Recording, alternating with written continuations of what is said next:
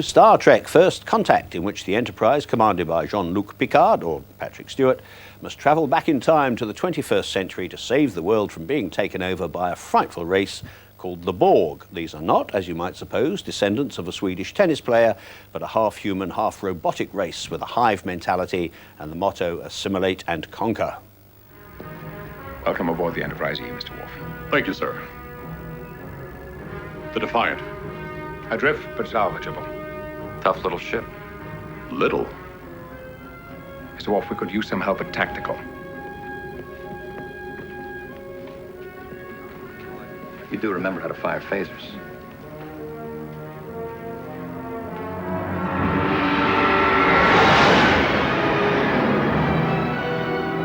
Sensors show chronometric particles emanating from the sphere.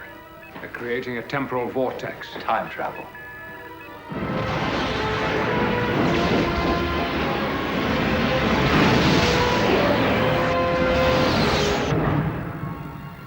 Data, report. We appear to be caught in a temporal wake. Captain, Earth. The atmosphere contains high concentrations of methane, carbon monoxide, and fluorine. Life signs? Population approximately 9 billion. All Borg. How? They must have done it in the past. They went back and assimilated Earth, changed history.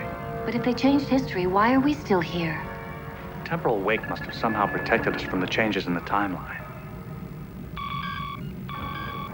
Sir, the vortex is collapsing. Hold your course, Mr. Hawk. I must follow them back.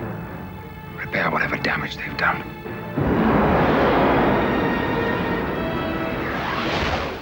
Hope you followed all that. Anyway, at one time, if you can believe anything so awful, the frightful Borg had even tried to assimilate Picard himself and turn him into one of them.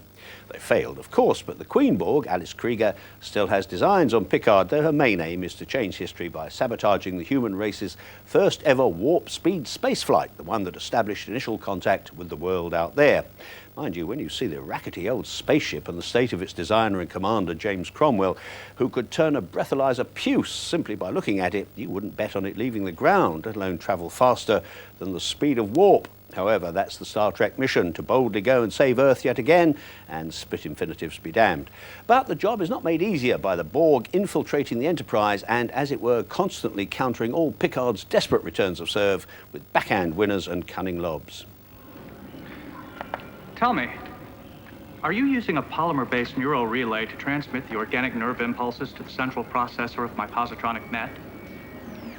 If that is the case, how have you solved the problem of increased signal degradation inherent to organosynthetic transmission? Do you always talk this much? Not always, but often. Why do you insist on utilizing this primitive linguistic communication? Your android brain is capable of so much more. Have you forgotten? I'm endeavoring to become more human. Human. We used to be exactly like them. Flawed, weak, organic. But we evolved to include the synthetic. Now we use both to attain perfection. Your goal should be the same as ours.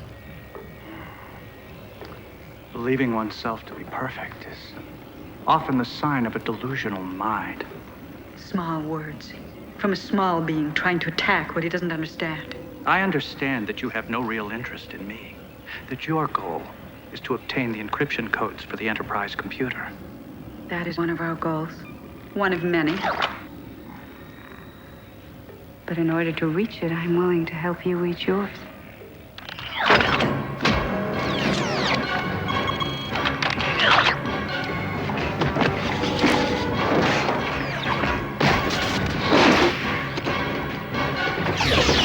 This is all very enjoyable stuff, much better than Generations, the last Star Trek film.